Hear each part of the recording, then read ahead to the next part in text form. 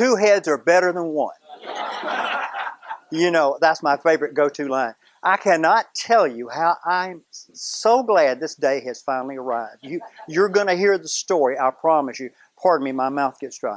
But I am here today to say that we have brought closure to a promise that's been 3.5 years in the making. But before I do that, thank you, ladies, for the refreshments, for these choo-choo cookies, and the chocolate chip cookies, and the setup. So, Patty Ward, raise your hand. Debbie Head, raise your hand. Diane Mooney, back there. And who did I miss? Myra. I'm so sorry. Our kingpin, our new Mina Harper, has stepped in. So with that said, I have a lot to unpack today. So bear with me. Debbie told me I had to look a little professorial today, so I pulled out the lightest weight jacket I had. So this is as professorial as it will get for you today. But we have some special guests here today that we're going to recognize.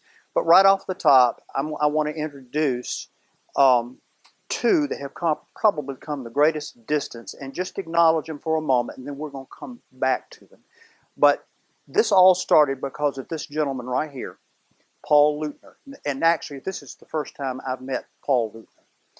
And his wife is here today with her friend Carol. Would you both stand up, please, and just take a bow? Let's give them a round of applause, please. But there's someone else we're going to introduce at the end with great fanfare. And without this gentleman, this could not have happened, because this boy couldn't have done this project without him. So, as I said, we have a lot to unpack. But we want to celebrate Paul Luttner today. And we're going to do it on the back of the story of the Great Locomotive Chase in Bartow County. Thank you, Debbie. I dig out new history. I'm all about granular history, that's under the surface that hasn't been spoken about before. So I'm going to, if you will permit me, Roxanne, I'm going to give them the backstory of how Paul and I found each other. And I hope I won't stir any unnecessary emotions. But about 2017 or 18, I got a referral from the office, from the EVHS office, that a gentleman had called looking for Joe Head. And I did not know the man, Paul Luttner. And so there was a phone number. I didn't recognize it. So as I typically do, I'll just call people, and get in trouble and get into all kinds of entanglements about history. There's something in the Etowah River. Can you tell me what's in the Etowah River at such and such a location? Can you tell me about the eras at the top of Pine Mountain that's in concrete? I get into all kinds of things. I call Paul, and he and I hit it off. You remember the days of pen pal? Before texting, before email. He and I became a modern day pen pal. And I found out that he had retired from his career, and he was looking for something to do in his retirement. And we just really began to enjoy the discussion about the Great Locomotive Chase, because he told me that he wanted to build a diorama upstairs, I think, and a very large bedroom. And I said, well, that's great. What do you have in mind? He said, well, I'd like your help. Well, I wasn't going to go to Maryland. And I said, well, what do you have in mind for me? He says, I need detail. I need to know specifically about the Great Locomotive Chase route. I need to get everything just right. And I said, you're talking about from Marietta to almost Chattanooga? He said, yes. I said, man, that is a lot to incorporate in a diorama. He said, I'm going to do it. And I believed him. He convinced me over the phone he was going to make this happen. Well, I'm all about it because, as Debbie said, this is my passion as well. So he and I started a pen pal relationship only in the 21st century, where we're using email and photographs and texts and phone calls. And this went on for a year and a half. And I was correcting things, and I would send him alternative information, and he would call, and we would get into these deep discussions, and we'd go down rabbit holes. But I enjoyed Paul. I had never met him. But we became best virtual buddies, if you will. So, I never saw a picture of what he was doing. He didn't send me anything, but he kept asking for more detail. And was just digging. I could find it. I knew where to go get it. And so we went on a vacation toward the end of the summer, and we got back home, and there was a FedEx package, I think, on our front porch, and I opened it up, and it was this hat. And I couldn't see a return address, but there was a little card attached to it that said, "Life is better with one of these." Now, any of you that are railroad fans know what this is. W and A. What does that stand for? Atlantic. Western and Atlantic. Absolutely. That is the railroad that's right out here that blocks the tracks for an hour at a time. As they did yesterday. If you tried to cross, they blocked it for an hour out there. And Dave was here and witnessed it. So we were having lunch and we couldn't get back across the track. But this is the Western Atlantic, which is still the Western Atlantic, which is owned by the state of Georgia, which gets into my story about the Great Locomotive Dispute, which I'll mention shortly. But the Western Atlantic still owns the railroad, which the state owns that. But today the CSX runs on the railroad bed. So you think, oh, it's the CSX railroad. Well, no. Before that, it was the L&N. Well, no. Before that, it was the Chattanooga NC and St. L. It was never theirs. They just rented the tracks.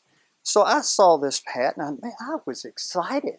I'd never seen one. I put that thing on that day. I wore it around the house. I was excited. So I sent him a text. Thank you. No text came back. I let a week go by. I sent him an email. And no response. I let about another week go by, and I sent another email. No response. So I guess a month went by. And I said to Debbie, I said, something's wrong. I'm going to call him. And I called, and the phone rang, and it rang, and it rang. I almost hung up, and it got answered. His phone number. And Roxanne answered. And I didn't know Roxanne, had never met her, never heard her voice. Told her who I was, and she became emotional. And she said, oh, he died about a month ago. I mean, my heart went to my stomach. I was just stunned.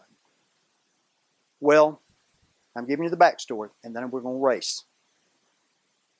Some time goes by, and Roxanne calls me, and she said, if I came from Maryland to Cartersville, Georgia, would you be kind enough to show me what he was going to do? How could you say no to that? Of course I will. And she brought Carol. And they rendezvoused in Chattanooga and came down on the weekend. And I said, well, here's the deal. I said, it's too much to go from Marietta to Chattanooga. I'm going to show you the portion of the chase that was the most exciting. Bingo, the heart of the chase. And that's what I did tell Paul. I said, you're really going to want to emphasize the part of the chase in Bartow County. And he got excited about that. He said, well, help me. Give me the material to work with.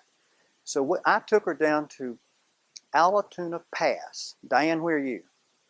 In the very corner. We put Diane in the corner. We have two Dianes. One was one end and one with two ends. So we have to, and when we're in the society, we'll say two ends, when we're talking about Diane. So Diane, we'll cover that in a moment. So I started there, and we went from there all the way to Adairsville. It took the full day because we got out, we walked around. I pointed out the features that existed at each stop, and they were interested. I'm convinced she was soaking it in. We had a big time, had lunch. It was a great day. See, they just testified. But what made it even greater, it just happened to be the Christmas banquet for EBHS that night at Ray Thacker's, or at Roselawn. And yeah, you planned it. They had no idea. So I had told them, bring a change of clothes. I said, I think we can get you in. There'll be space. So we treated them that night to the banquet at Ray Thacker's for our Christmas. It was a great evening. I think they had a good time. I'm sure they did. They were quite engaged. So that was December. Sometime after the first of the year, here's how this all comes about. I get a phone call from Roxanne, and she says, very tentatively, very shyly, if you will, I have all this HO model, if you know what I'm talking about, HO model material, boxes unopened. I have track, I have this. Would EVHS be interested in building that diorama? Well, I knew what it was going to take, and I was just washed over with fear. But how do you say no to that, you know? And so I cut a deal. I said, first of all, I would have a real hard place finding a space to put it. And secondly, I don't know how to build one. I've never built a diorama before. I said, but thirdly, we need this in this county. This particular feature, this project, this diorama needs to be here because there's a chapter of the Great Locomotive Chase that's never been appreciated and showcased, extracted, and put on a pedestal. I said, we need this. And because of that, I got in over my head. You'll see why. So I'm almost to the presentation. So I said, yes, I'll do it without doing any homework that I should have done. So I did do one thing. I went to the depot and said, what would it take to put a diorama here? I said, it'll be managed. It'll be small. Well, let us go to the board. Well, I got their approval when I gave them an idea about what this would be. So after we finish here, we're going to the depot. And you'll see it. So when I got their approval, then I really presented it to the board. And this has really been transparent to the board. The board has not seen this in development. It has been built away from our offices. And really, it's not been seen at all until this past week or so. So here's what happened. She sent it, and you're going to see at the end what I got. And then COVID hit. Well, it was in my shop, and I'm thinking, I can't keep this piled up in my truck and in my shop for how long? And a place to build it out. Thank you, Diane, with one in Mooney back here. She has some rental property, and she says, you can put it in what now is a church. So you can put it there. Well, COVID got worse. I had to haul it and get it in there. Well, I had to build a base. I had to build a base for it. So I started getting materials together, and in my shop, I started trying to build it, and I said, shoot, I got to get a cabinet maker. So I had a friend who understands me and our need, and so he basically took what I had and built it and basically did it for cost. So we got that place in place, and then I took that over to Diane's church and all the boxes. And then COVID got worse. Well, the first dioramist who agreed to build it decided to back out. So I was back to ground zero. It took me a few months, and I finally found another one. And he got interested, and we went over there, and we started laying it out, and I had all the books and everything.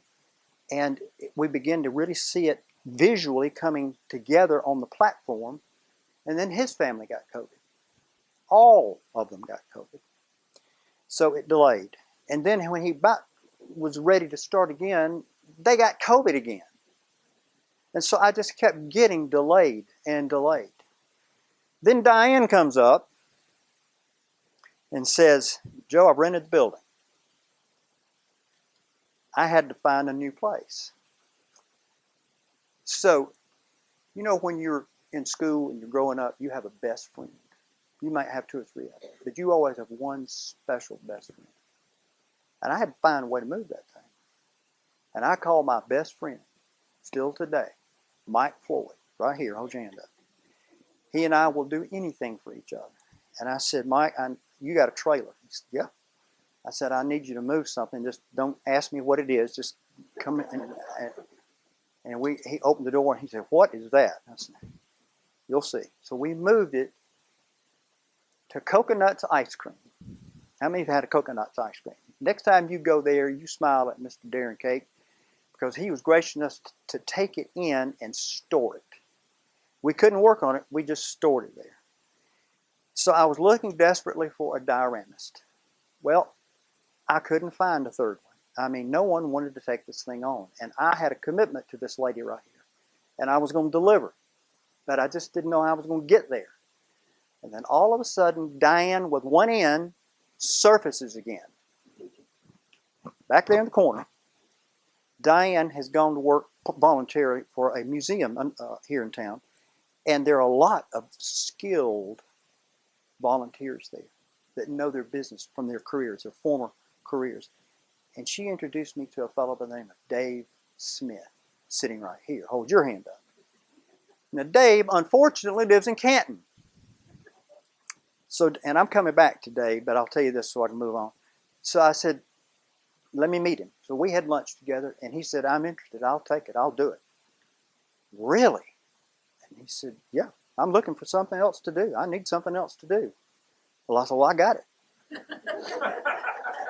But he had a condition. I want you to bring it to me. I went to my best friend. Raise your hand, Mike Floyd. I said, Mike, I need to move that diorama again. He rolled his eyes. Where to? And I said, Canton. Oh, my gosh. So we went to Coconuts Ice Cream. We loaded that in all the boxes, and we took it to Canton. And then we got to his house, and I couldn't believe he lives right on the edge of a ridge, and the backyard is straight down. Well, the entrance to his shop is in the back, straight down. We had to go down this enormous bank and into his shop. And when I saw what he had, I knew this man was the man. He had 2 or 3 dioramas sitting in there. I could see the quality of the work. This was a champion. I knew it was in the right hands when we got in there. We'll come back to you shortly. So let me get into this. I want to talk to you about the Great Locomotive Chase, specifically in Bartow County, because our story needs to be told. These are the people that need credit. If I can see this. The modeler is Dave Smith. Graphics in our office was Jeff Williams, who helped me improve photographs. Signs Plus, who basically wound up doing much of the printing of the graphics for half price. Diorama Support, James Hamilton, who got with me on some of the details of the early General before it was in the Civil War and discovered the correct colors that were on the General. This was a lesson for me. I loved Find New History. This I had no idea about. So he found the correct colors, and we realized we were short 2 Generals, so we had to purchase 2 more to fill out the full scene. So I really credit him for adding some new history. I'm about new history, you know.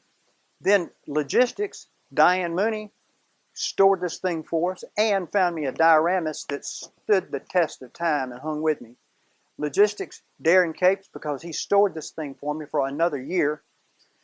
And then Mike Floyd. For transporting it for me 2 times. And then project manager, yours truly.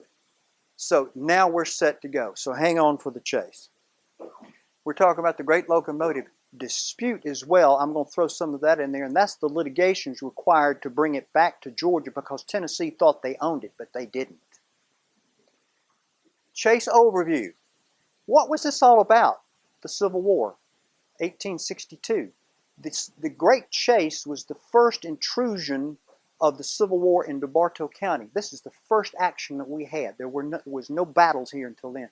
So this was an espionage mission by James Andrews, who Vesk Parker, and the idea was to filtrate into the South, into Marietta, and board the General, whatever train it was going to be, but they bought tickets for different destinations, and when they got to Kennesaw, Big Shanty, they were going to deboard and kind of mill around while the crew went in for a 20-minute breakfast stop.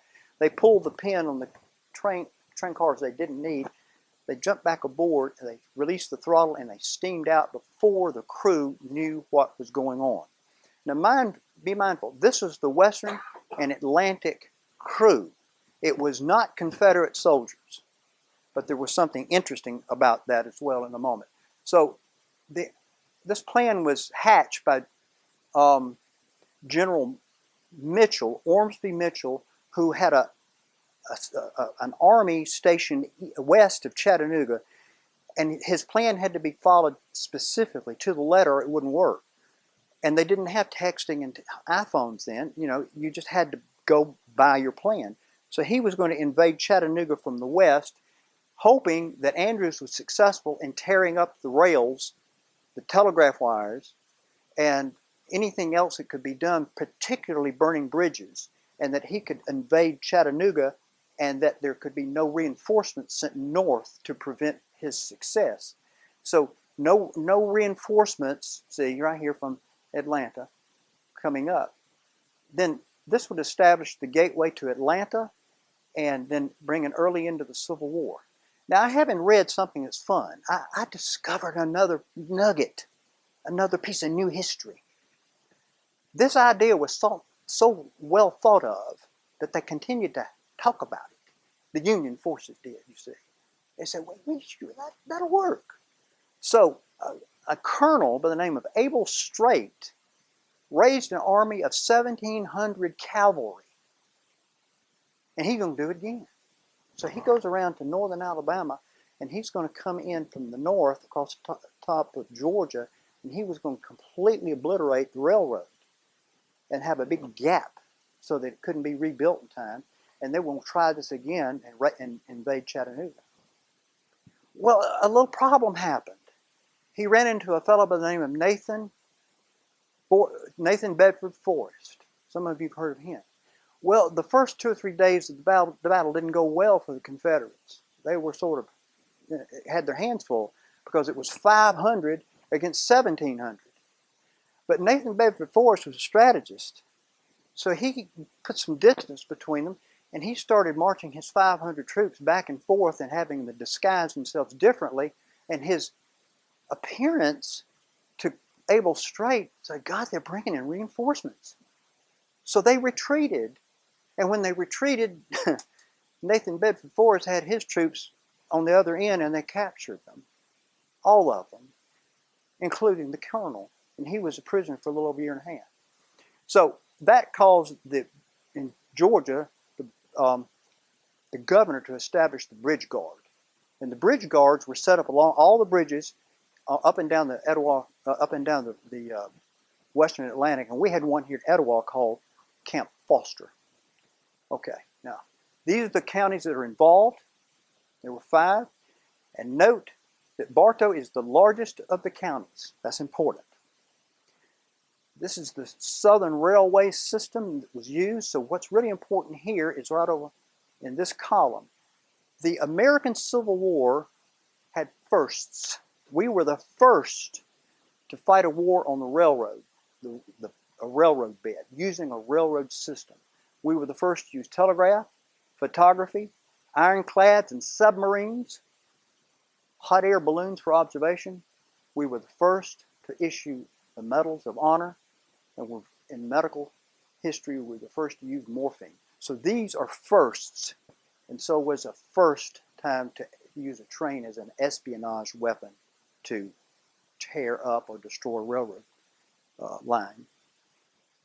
It started here at the Kennesaw House in Marietta. It still stands today. It was damaged during the Civil War, but this is where the raiders spent the night. And they came in separate groups, 2s and 3s. They rented rooms there. They purchased tickets to different locations, and they were not suspicious at that time. Today, this is where the general is housed inside this museum. I used to be on their board of trustees there, and was for about 3 years. And we were trying to raise money to build this, and we did. But interesting is this. Camp McDonald, on the same footprint during the hijacking of the Great Chase, was Camp McDonald, a Confederate boot camp, training camp for the Army. So right here is the railroad, and the Lacey Hotel is right here. It's where the breakfast stop took place. And then the raiders reboarded the train and steamed out north, going this way. Now, they've moved the tracks down here. That's another story. But anyway, they steamed out, and they were on their way before the crew, who were not Confederate soldiers, realized their train had been stolen. This was the Lacey Hotel. Now, you're going to see something like this again shortly. So just kind of keep that in your mind, and I'll reference it. This is the Lacey Hotel where they stopped. This is the if you take sides, this was considered to be the Southern hero, not a Confederate soldier, but he was known as captain. Every train had a captain. Every train had a conductor, a fireman, and an engineer. He was the captain. He was the one in charge of that train. He could tell the engineer to stop. Then, if you're Union, James Andrews was the hero. Unfortunately, he and 7 others were executed. I'll probably get back to that. On the chase that day was Jeff Kane, who was the engineer of the general, and he lived here in Bartow County. I just loved it that I found that detail. I'm after that history. Jeff Kane, who engineered the general, lived on South Street, Diane. He boarded there.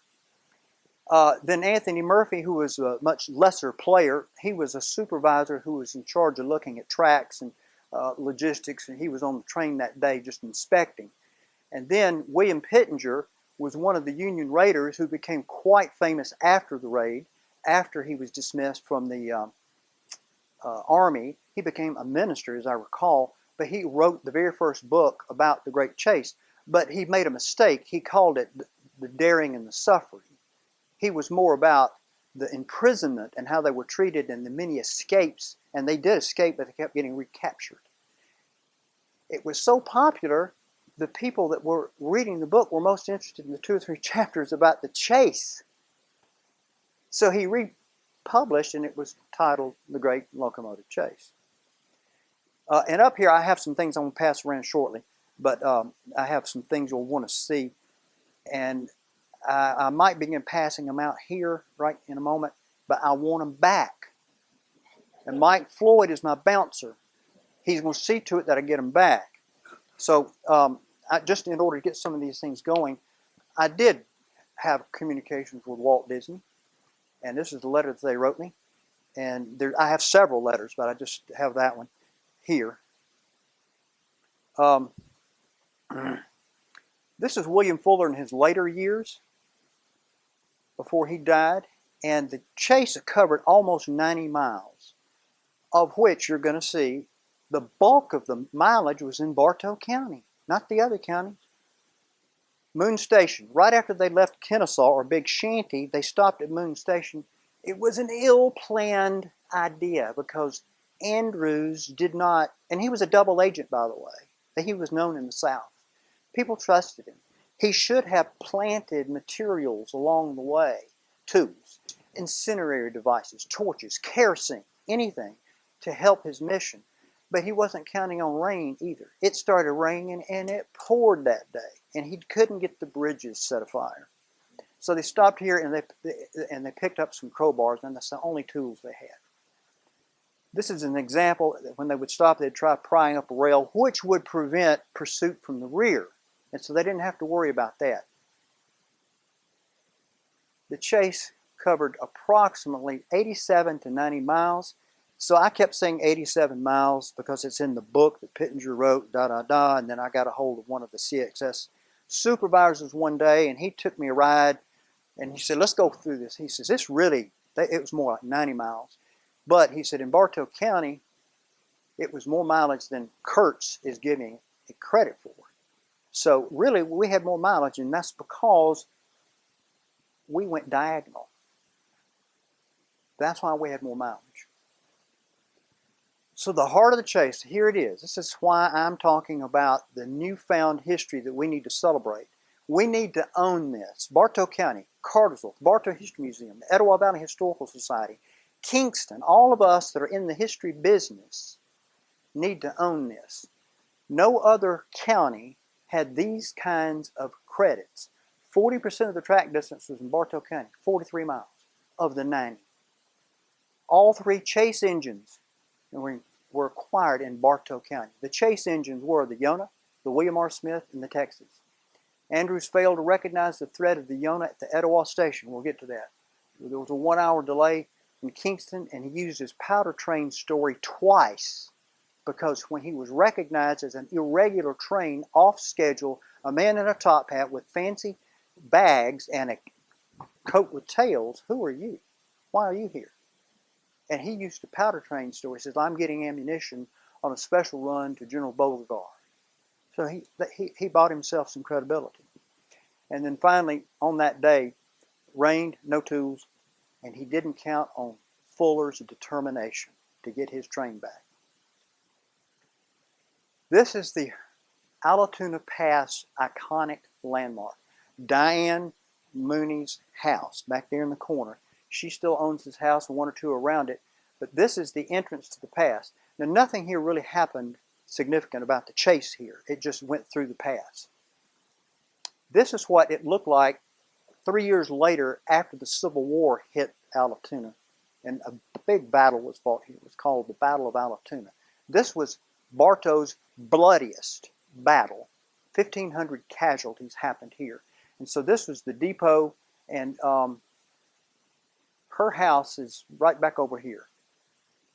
But you can see how big, it was a big community, a particular train community. These were the forts on top of the two peaks here. They cut this pass through. It's about 300 yards long, and pure labor cutting that pass through there. Nothing to do with the chase, but it had to go through there. Reunions have been held there. You can see the pass in the rear. And then there was a water tower there at one time.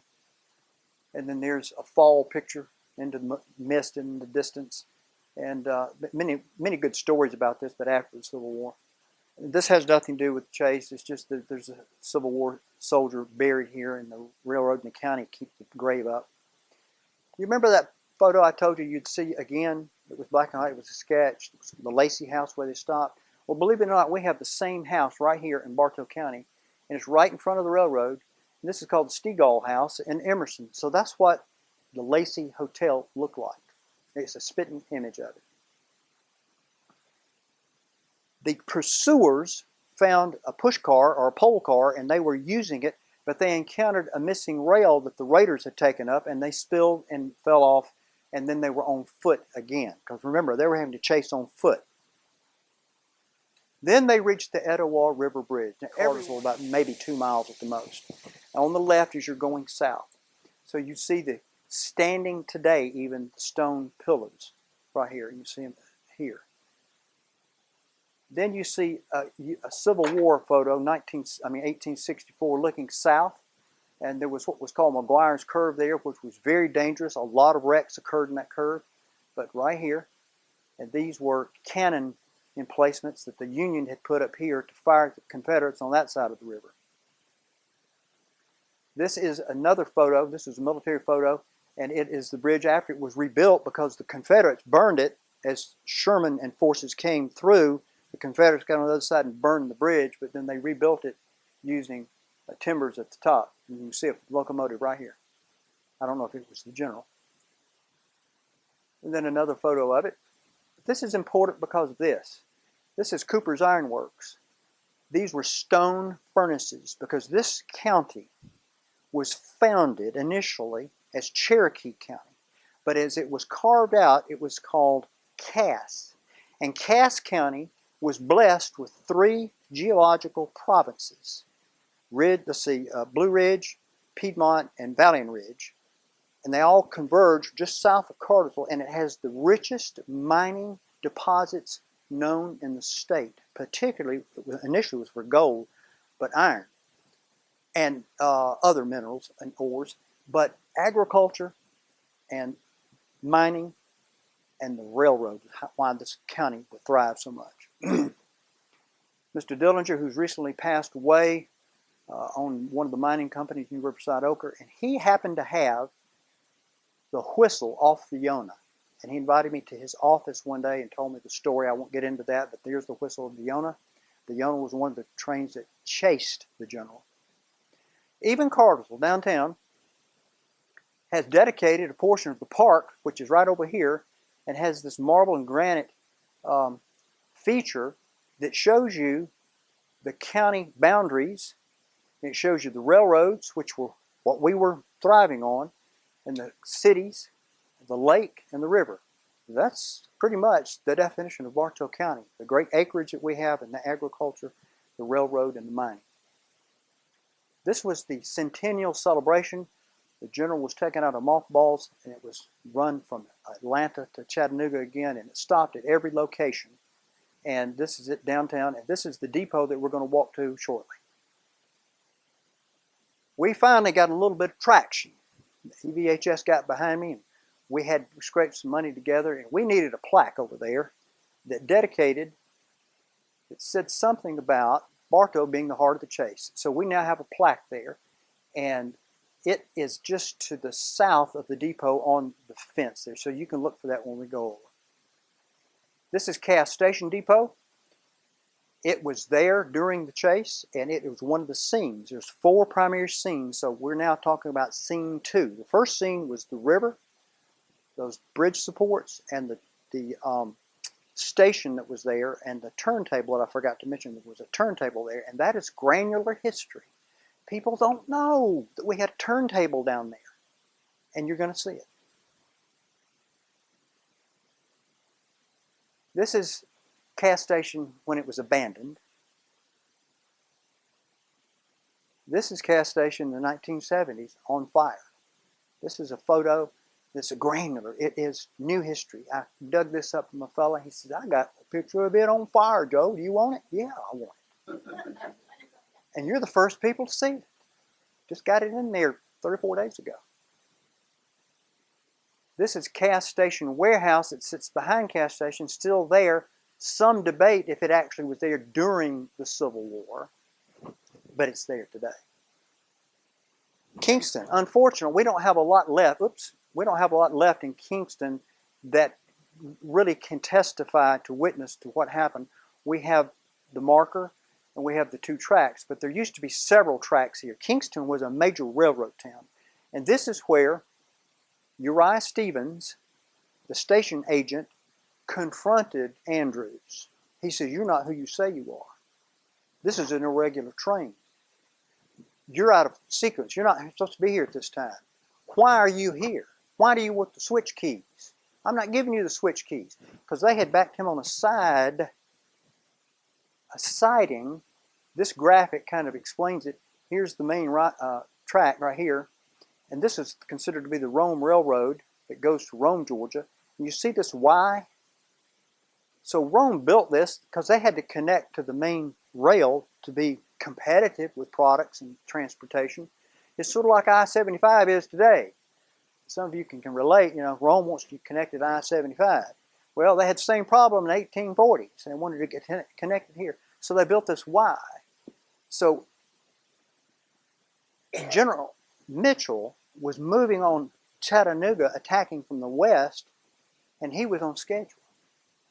But Andrews made a fatal decision to delay a day because the rains were so bad, and he was certain that Mitchell wouldn't attack. And he stayed on schedule. So what happened is all the Chattanooga train activity was pushed south to Kingston to store goods and freight, and it just jammed the entire rail line. So here comes Andrews and the General, and he couldn't get through, so they sidetracked him, and he wasn't expecting that. Now, this is Rayburn Gap. Has nothing to do with us except this. This is a switch. This is a train track switch. And that is what needed to be thrown right up here to get put him back on the main line. That's the story of the switch, because Andrews demanded the keys to the switch, and Uriah Stevens wouldn't give them to him. He took the keys and put them in the depot, and Andrews slipped back around and got them. Went up there, opened it up, and he waved the train forward. Now, they were off. Illustration of them arguing. I've written an article on Uriah Stevens. Fascinating man. He had a series of stores along the railroad. He was a businessman. He was a vendor. He was a franchiser. He was also the postmaster. I can tell you more about him. This is a Adairsville, and this is the last feature in Bartow County. And I took you all the way to Adairsville, to right here. We made pictures there. And so the Texas was sitting on the side track, and there was the main track over here. The Texas was sitting there waiting because it knew that there was more traffic coming. if the schedule was correct. So here comes the general, and they waved at each other. They didn't know what was going on. They were just sitting there. They were passengers, freight, and they just waved the general, going nowhere. But, So they let them, they just didn't understand what was happening. Back in the day, during the wartime, they'd tie a red flag on the last car, which means this has been an approved irregular train to be on the tracks out of order. And Andrews knew that, so he put a big red flag on the back. So that bought them some time. So this is the Texas that was sitting on the sidetrack, and that's the train that they pulled out in, and Fuller and company run up on it. They were at Kingston. They boarded the William R. Smith that was headed in the right direction and made their way north, but a track had been taken up, and they had to abandon the William R. Smith, and they were on foot. And here comes the Texas, so they flag the Texas down. They get on board, put it in reverse, and if you've seen the Disney movie, the rest of the chase, the Texas was in reverse, following the general. And then they get to the Ustal River, and they tried burning a bridge here, and it didn't work because it was raining, and they didn't have anything to soak it with, like kerosene or what have you. And so they were using hot coals to try to set the bridges on fire. And they weren't using coal in those days. They were using wood, and the wood was wet, and it was a hard time for them. In Tunnel Hill, Georgia, if you've ever been up there, this is very neat. This is the train tunnel that they came through. This is the modern day tunnel. This is what CSX goes through. This is what the general went through. This is about 300 yards long. And this is the depot that was there that day. And the depot sits up here. And so it's on the side, but it still stands today. But here, this has been made into a park, so you can go up and see it. This is what the entrance looks. I would be standing north, looking south through the entrance. Well, what's fun, if you go in there, and they do have it open so you can go in, and it's asphalted now, I believe, but if you go in, you'll see these formations in the brick wall, and it's brick all the way over. It's an arch. What do you think that is?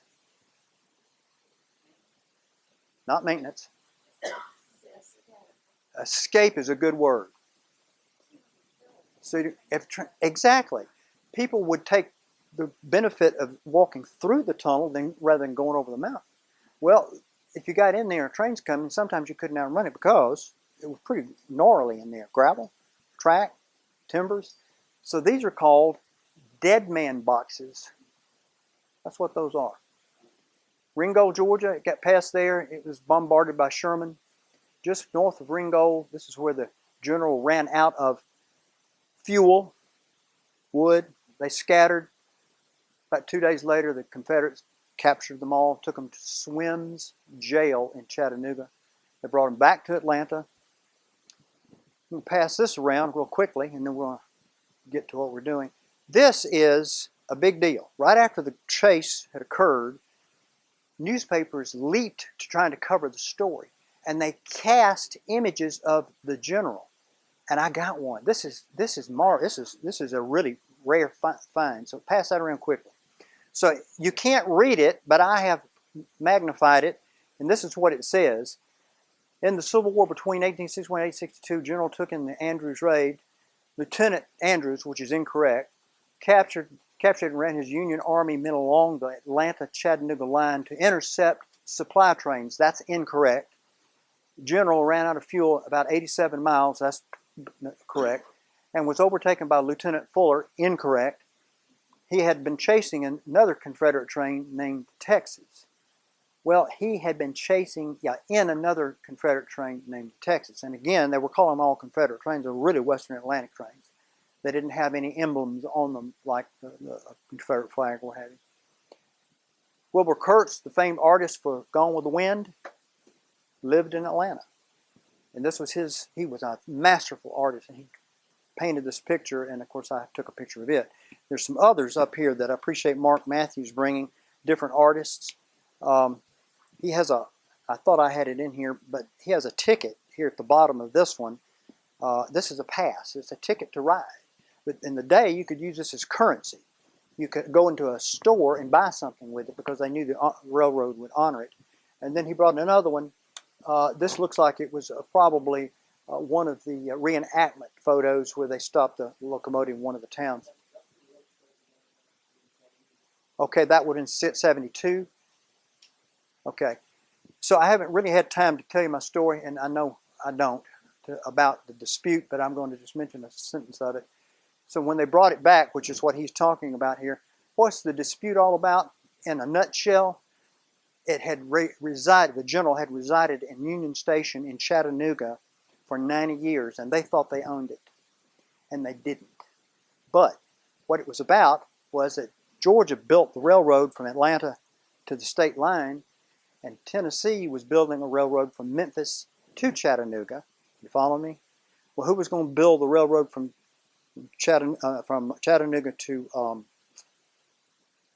Ross's Landing in Chattanooga to the Georgia state line? So there was 20 miles that nobody had agreed to build. So Georgia was just finishing and says, well, look, we're there, we'll build it. We got to finish this thing. Georgia said, we'll build it. And so Tennessee was delighted, but then Georgia said, but we want to own it. We want to own the right of way, and we want 12 acres of land at the top to build shop maintenance on. Tennessee was delighted, and they deeded all that to Georgia. 90 years goes by. Tennessee thinks they own it. Went all the way, I can't tell you the whole story, went all the way to the Supreme Court. The Supreme Court says, it's no brainer. Georgia owns it. Give it back. So we got it back. It's interesting here, when it was backed into the museum, it was backed in by a Cartersville engineer who lived here. He was my Sunday school teacher, Mr. Jeff Moss. This was the day that Lester Maddox, who was governor, thought we were going to get it in 1967. Chattanooga had hijacked it when it was being brought back from Kentucky. It had been refitted, polished. It was on its way back. Chattanooga discovered it was missing from Union Station. They had marshals, they had the city police, they had the tracks blocked. And when L&N got to there, they had to stop. They gave them a writ and said, it's impounded. So they took over it and they hid it. So eventually negotiations, and so they decided to keep it in a common space until the litigations could be done. From 67 to 72, 5 years of litigations to get it back to Georgia. That's it in a nutshell. So I wrote a book that Debbie mentioned. I'm very proud of it. First book was this. You hear a train coming. We did 2,500 copies of this and sold out in 1 year. So then we got back together, and Cracker Barrel got involved and said, we want them. So we did it again, but this time I wrote a little more, The Heart of the Chase. So we printed 5,000 more. And right now I have about 200 left in my personal stash. So it sold about 7,000 copies. And Amazon even sells it. So I think I'm something. So this is it being returned to Kennesaw. That's a ticket to ride. This is it on 62 reenactment. There it sits in the museum. Those of you that are all about specs, here it is, about who built it, when it was built, what it cost. Today that number would be about $500,000. $8,850, that'd be about close to $500,000 for an engine. This is the man that wrote the first book, William Pittenger. He was a prisoner, and that was his book. And then he had to rewrite it, and he called it The Great Locomotive Chase, because that was what people really want to know about. And, yep. So people call me and they say, it's Buster Keaton that made that movie. I said, yes, Buster Keaton made a movie. But his was fictional, because there was a girlfriend story in it. There was no girlfriend story in this. And they ran it off a bridge and into a river. That did not happen.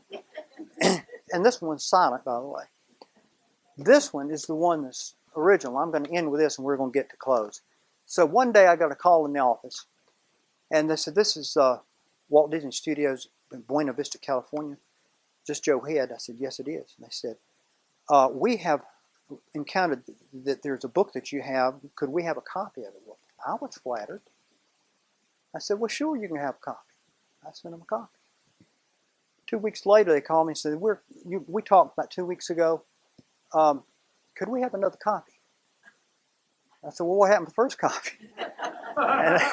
And they said, well, the director of the museum decided he wanted to keep it in his personal collection, but we're trying to build our archives for every movie for our museum trade. They got a museum for all their movies. We want a copy in there. I said, okay, I'll send you another copy. I kid you not, a month goes by. They call me a third time. Could we have a third copy? I said, well, what happened to the second copy? Well, the CEO of Disney came in, saw our archives, saw your book. He took it home with him. So I got mercenary. I said, well, you know that movie you have? Yeah. And I said, I'll tell you what, I'll trade with you. Oh, no. Disney would not do that. I said, let's say you got in 2 books and you want a third book. I said, I am a university lecturer and dean of this. And I pulled every card I could. I said, I would not be showing. And I said, let me have our attorney call you. So from Michigan, this woman calls me as an attorney. She interviewed the heck out of me. I've still got the slip in here. She says, all right, I trust you. We're going to send you one, but you may never show this. And she sent me a contract to sign that I would never show this for a profit. So it came in about a week. So here's the movie that Disney sent me from their legal staff.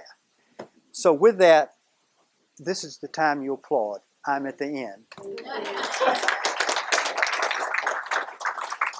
At this point, we want to let, if we can, our guests come up and say a few words. And Roxanne, are you prepared to say anything?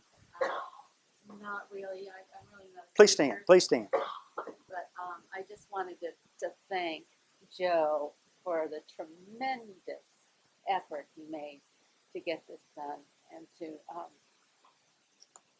do this for my husband, because that was the passion, I think, for how you were attracted to it.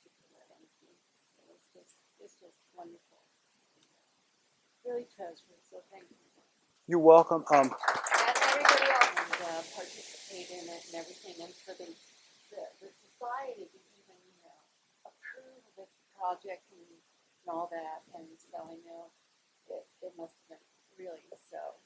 Thank you very much. You're welcome very much. Carol, you have anything you want to say? I'm going to have you do that.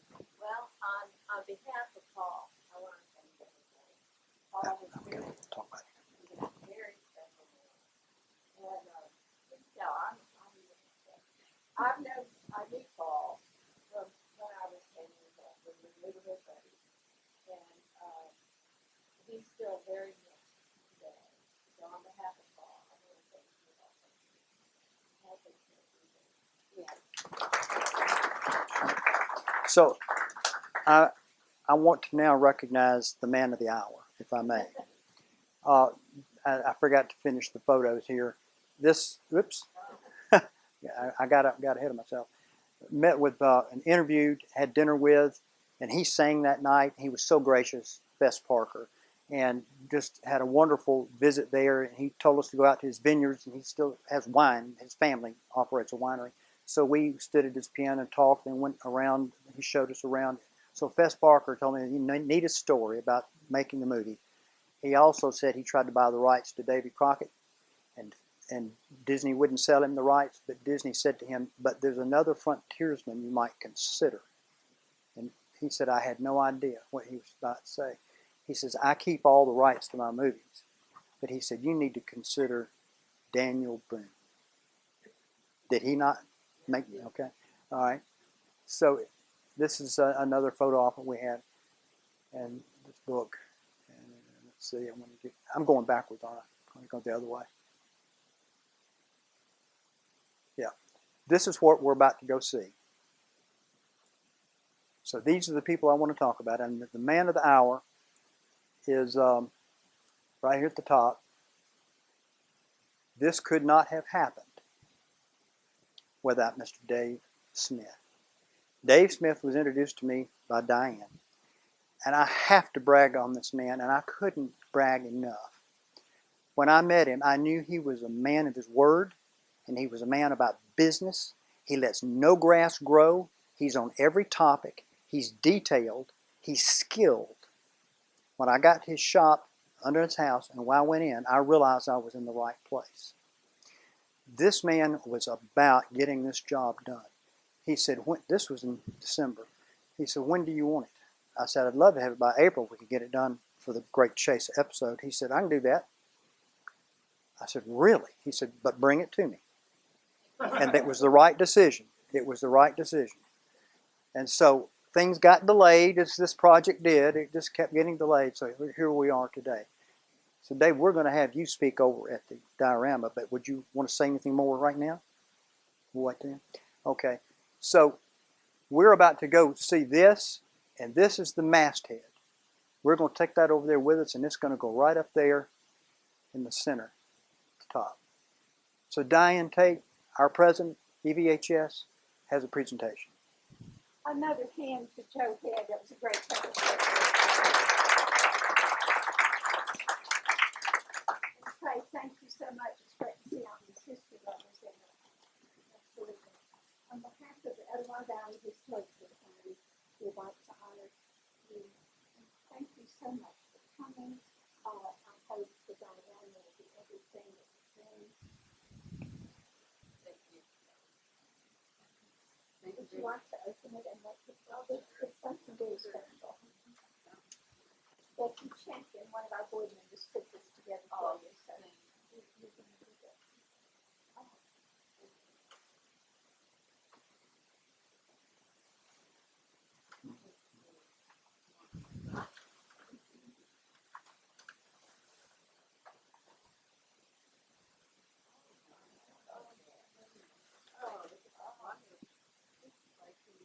This is the general.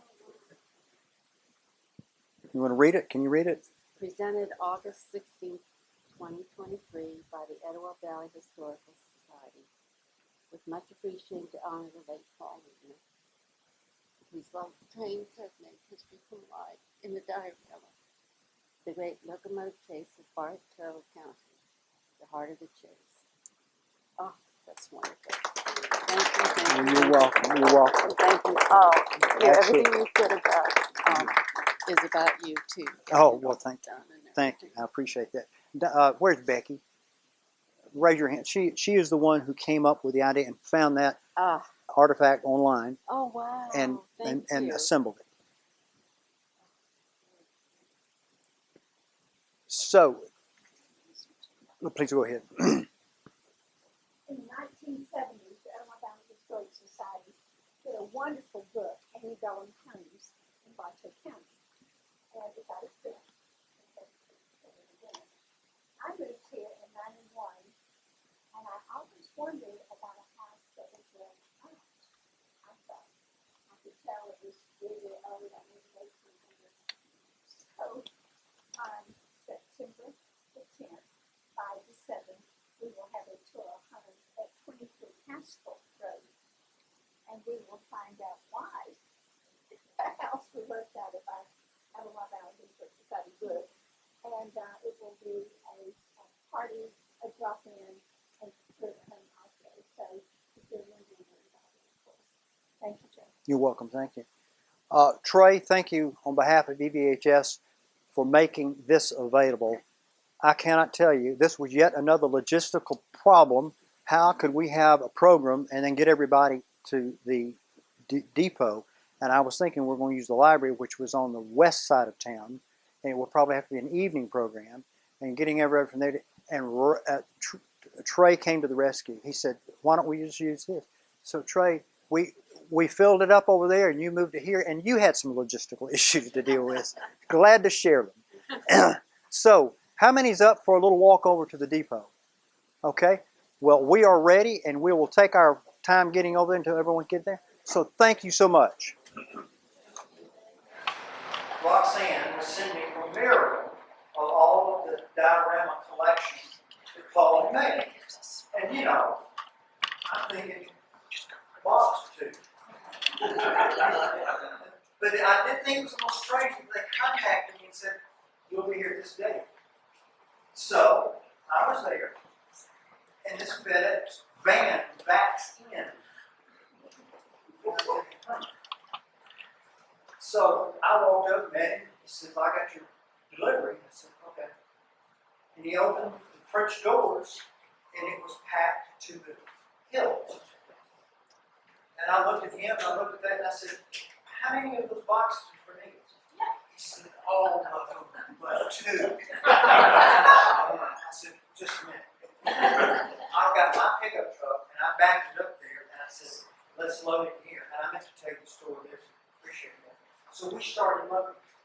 And when we got down to 8, he was going back to the truck, and I said, are there more? He said, yeah, there's 2 more. So I took a picture. That was the one picture I took. It filled my pickup truck up. This lady knows how to pack. So it went from the bed up to the top of the rear cab.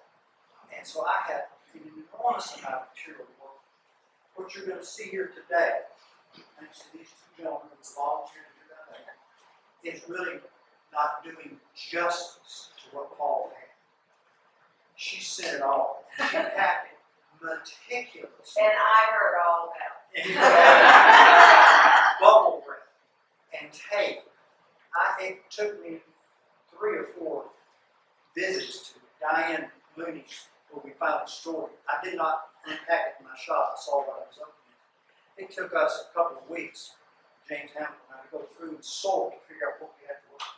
So, ladies and gentlemen, without further ado, we're going to unveil this.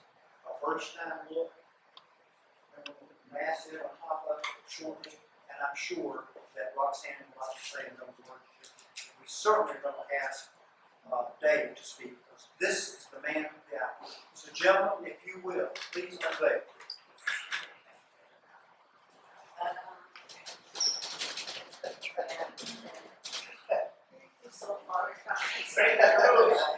Just don't let it touch the diorama.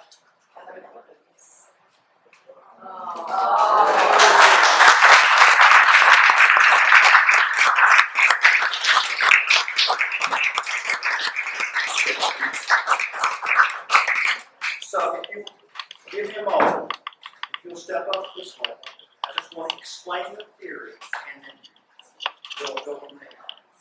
We could not build the massive diorama that Paul was going to build. It would have filled up this room, I do believe.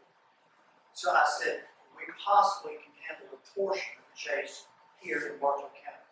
The portion of the chase in Bartow County is indeed the most thrilling of the chase of the 5 counties. As stated by Wilbur Kurtz in a letter that I left over there. I have it in writing. He says that for his elegance was marvelous. Imagine the narrow borders. This could easily be the most thrilling portion of the Great Chase. It's 4 scenes. The river scene with the turntable, which is new history. Cast station where he was able to, Andrews was able to get information about the war status, and he fueled up here again. And then Kingston, where he was confronted by Uriah Stevens, who didn't believe the story. And then finally Adairville, where the Texans was waiting, and they passed each other, and then all of the Texans ran in reverse. So, Roxanne, this has been inspired by Oh you, my Paul. God. It is just amazing. And Paul was not a builder. I mean, he really was not. And I couldn't imagine how he was going to build this diorama. And this is just incredible. I'm just blown away, and I really think this is just fabulous. Thank you very much. Thank you very much. So, can we have Dave? Yes. Can you give me some tea? Thank you. Yeah. I hope.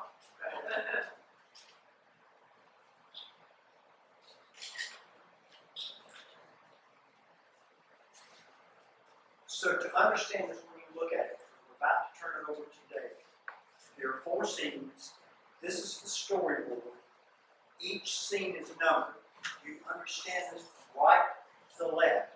So there's the overview, then scene 1, Scene 2, Scene 3, and Scene 4, and each is numbered with a number pedestal. So you should be able to follow it without a break. Excuse me. Am I right in saying that you are going to be able to read this? It's on cast. So you're going to take it to your lectures? No, No, okay. no. It's Okay. It's going to be fine. it's permanent here. Okay. But we reserve the right to move. So at this time, I would like to turn this over to Dave Smith, who will give him a round of applause.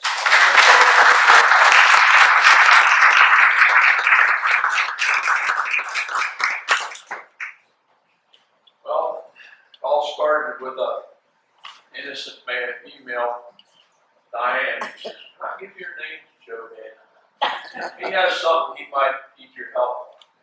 Little did I know. Careful what you show Diane." And Diane had seen some pictures of my home railroad and some pictures of the modular club that I belong to. So I met with Joe. Joe says, "I want to do 4 scenes." I says, "How big an area do we have?" He says, "We have a whole room." I said, "No, we have 8 foot by 24 foot." I said, "Okay, I don't know how we're going to put that. How many scenes do you want?" 4. Okay. Joe didn't understand how big or why. You know, HO scale is about 8 inches. So I told him, I said, "If you want it done, it's going to have to come to my house because I have no other way. I can't travel and do this because I need so much stuff built." So he did. We put it in my basement. I got some big brown paper, drew out the 4 scenes that he gave me. Folks, he and I spent a couple days together driving all over so I could see what these areas look like. The little white house here still exists. So I took pictures of it and I duplicated it. There's nothing left of this, so we had to use our minds. Pictures of Cash Station exist, pictures of Daresville existed. We went everywhere but Daresville. And we talked about it and everything. He came out, had brown paper laying in the bottom here, and I says, "This is the best I can do." We had to curve everything in Kingston wide because to do it straight track would take it out about here. So with compression, we managed it. The bridge, of course, is all scratch built to the best of the last pictures that we had that day. And we had to use our mind on a little bit on the turntable because it was more verbiage than it was actual pictures. They said that the turntable was so small that they had to disconnect the tender from the engine to turn it around. So that's what we put it in. They said it was hand operated. So we don't know if they used a mule to pull it around or if they pushed it around. So we put posts in there as if it was being pushed around, giving mechanical advantage after than possible. Joe and I talked much about how to divide the scenes, and we came down to let's divide it with trees. He says, "You know how many trees that's going to take, Joe?" I ordered once, I ordered twice, I ordered 3 times. Nice trees to put on it, but it was a lot of fun. I appreciate the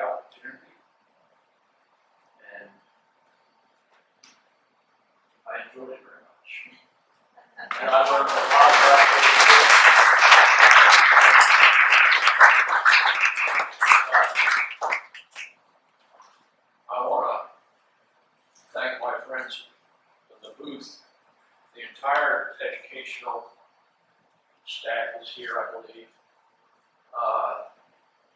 I volunteered at Booth, I volunteered at the Savoy. And they've allowed me to share my passions with them, and vice versa.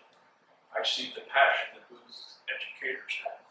I want to give them a sound out there, because what I think they do is so very important. I saw where they won another award.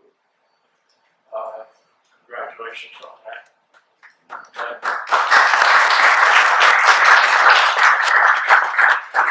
It's all passing on our history. And I want to thank them for coming to support me today. Thank you, guys.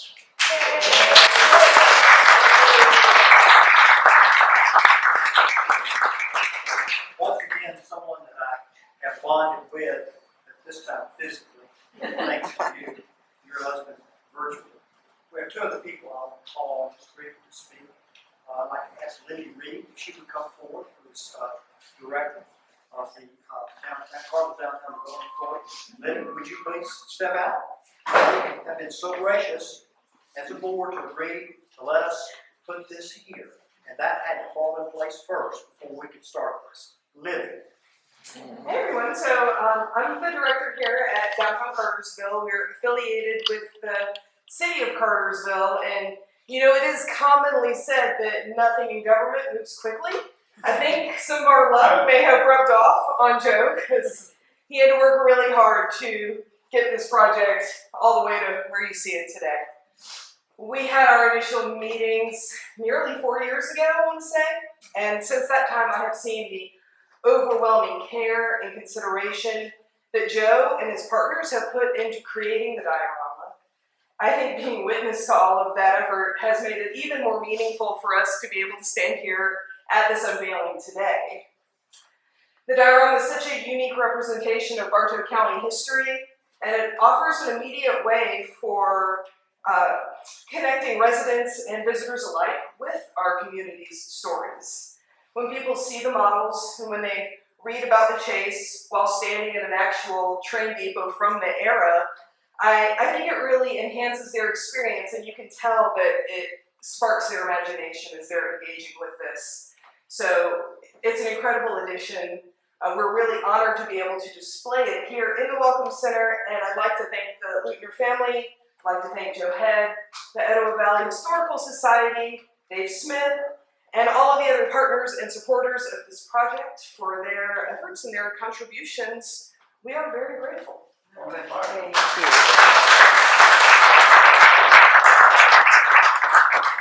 All the person we're going to wrap up. You sort of save the best to last in a way, but come on over here. You're here for chefs, y'all. This is Cindy. Cindy has been my go-to person here in this facility. I would call and I would say, Cindy, we're coming. Cindy, we're going to bring something. Cindy, we're going to fix something. Cindy, you're going to be open. And Cindy was on the spot, and she had some very creative ideas that helped this actually come about. So this is really also one of the champions who sat right there and assisted us every time we came in.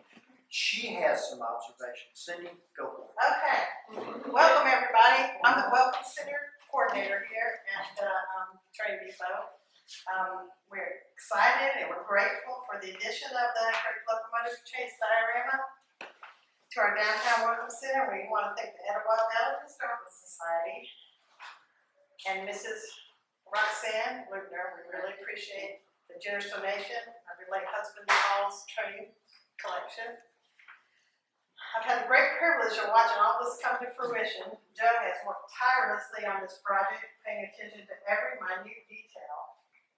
It's been 3 years of measuring and building and moving and painting and losing and finding of train engines. I can see the enormous amount of love and care that Dave took with the building of the diorama. It was also important to them both that this reflects the history of the event, but also represented the passion of Paul Luttner for projects such as this one. We have hundreds of visitors each month, and I can attest to the glint in the eyes of young and old alike as they enter our building and see the diorama. again, I'd like to thank all those who were involved in this wonderful addition to the Cartersville Downtown Development Authority's Development Center. Thanks.